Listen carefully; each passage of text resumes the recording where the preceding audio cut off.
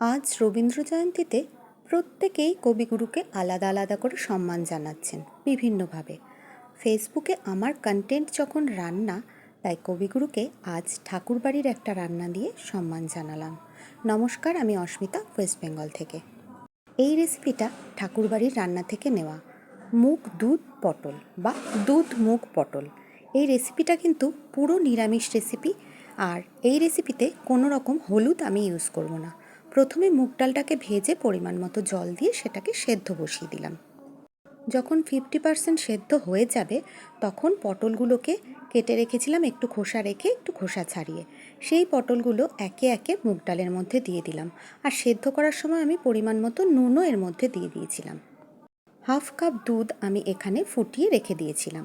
আর মশলার মধ্যে নিয়েছিলাম আদা, জিরে, ধনে আর কয়েকটা কাঁচা লঙ্কা পেস্টের জন্য। আর মুগ ডালের সঙ্গে পটলটাও এবার সেদ্ধ হয়ে যাবে। 80% সেদ্ধ হওয়ার পর আমি দুধটাকে এর মধ্যে ঢেলে দিচ্ছি। এই ফুটন্ত দুধটাকে এই ফুটন্ত ডালটার মধ্যে ঢেলে দিচ্ছি। ভালো করে এইভাবে মিশিয়ে নিলাম। পটলগুলো দেখতে পাচ্ছ বেশ খানিকটা সেদ্ধ হয়েই এসেছে।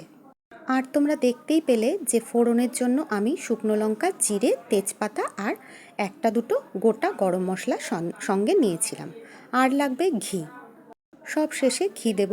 ঠাকুরবাড়ির রান্নায় এর মধ্যে কোনো হলুদের ব্যবহার ছিল না, তাই আমি হলুদের ব্যবহার করিনি। তোমরা ইচ্ছে করলে করতেও পারো। ডাল, দুধ, পটল 90% সেদ্ধ হয়ে যাবার পর একটা প্যানের মধ্যে আমি এই যে তেল দিয়ে খানিকটা তেজপাতা, জিরে আর শুকনো লঙ্কা আর গোটা গরম মশলাটা ফোড়নে দিয়ে দিলাম। আর দিয়ে দিলাম তার মধ্যে সেই যে বাটা মশলাটা, যার মধ্যে ছিল আদা, কাঁচা লঙ্কা, জিরে আর সামান্য ধনে। যতটা ধনে তার হাফ জিরে। এইভাবে আমি এটাকে পেস্ট করে নিয়েছিলাম। সেই মশলার পেস্টটা এর মধ্যে দিয়ে দিয়েছিলাম। পরিমাণ মতো নুনও আমি দিয়ে দিয়েছিলাম। ডালে কিন্তু নুন আগে থেকেই দেওয়া আছে সেদ্ধ করার সময়, সেই জন্য নুনটা একটু বুঝে দেবে। আর দিয়েছিলাম বড় 1 চামচ চিনি। চিনিটা কিন্তু দিতেই হবে, যেহেতু নিরামিষ রান্না, ব্যালেন্স করার জন্য স্বাদটা। এই দেখো, ভালো করে আমি এটাকে এবার মিশিয়ে দিলাম। খুব ভালো করে নেড়ে চেড়ে মিশিয়ে এটাকে আরও কিছুক্ষণ ফোটাতে হবে। 5 থেকে 10 মিনিট মতো হাই ফ্লেমে দিয়ে আবার মিডিয়াম ফ্লেমেও কিছুক্ষণ দিতে হবে। তারপর দেখবে ডালের কালারটা একদম চেঞ্জ হয়ে গেছে, পটলটাও সেদ্ধ হয়ে গেছে। এই পর্যায়ে দিয়ে দেবে 1 চামচ বড় গাওয়া ঘি।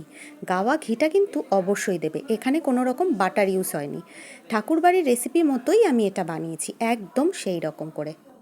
এই দেখো, এইবার ঢাকা চাপা দিয়ে 5 মিনিট একদম গ্যাসটাকে সিম করে রান্না করলেই তৈরি ঠাকুরবাড়ির এই রেসিপিটা। দুধ মুগ পটল একদম রেডি। দেখো, এটা কিন্তু ফুল ভেজ রেসিপি, দেখতেই পেলে পেঁয়াজ রসুনের কোনো ব্যবহার নেই। কেমন লাগলো বন্ধুরা?